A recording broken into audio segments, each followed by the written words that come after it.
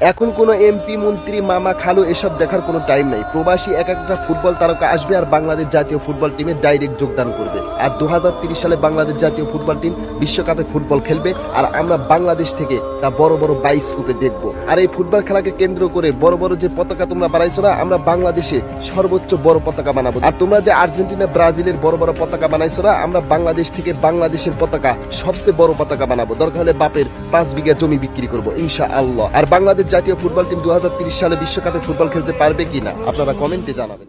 এখন কোনো এমপি মন্ত্রী মামা খালু এসব দেখার কোনো টাইম নাই। প্রবাসী এক একটা ফুটবল তারকা আসবে আর বাংলাদেশ জাতীয় ফুটবল টিমে ডাইরেক্ট যোগদান করবে। আর 2030 সালে বাংলাদেশ জাতীয় ফুটবল টিম বিশ্বকাপে ফুটবল খেলবে আর আমরা বাংলাদেশ থেকে তা বড় বড় বাইস্কোপে দেখবো। আর এই ফুটবল খেলাকে কেন্দ্র করে বড় বড় যে পতাকা তোমরা বানাইছো না, আমরা বাংলাদেশে সর্বোচ্চ বড় পতাকা বানাবো। আর তোমরা যে আর্জেন্টিনা ব্রাজিলের বড় বড় পতাকা বানাইছো না, আমরা বাংলাদেশ থেকে বাংলাদেশের পতাকা সবচেয়ে বড় পতাকা বানাবো। দরকার হলে বাপের 5 বিঘা জমি বিক্রি করবো ইনশাআল্লাহ। আর বাংলাদেশ জাতীয় ফুটবল টিম 2030 সালে বিশ্বকাপে ফুটবল খেলতে পারবে কিনা আপনারা কমেন্টে জানাবেন।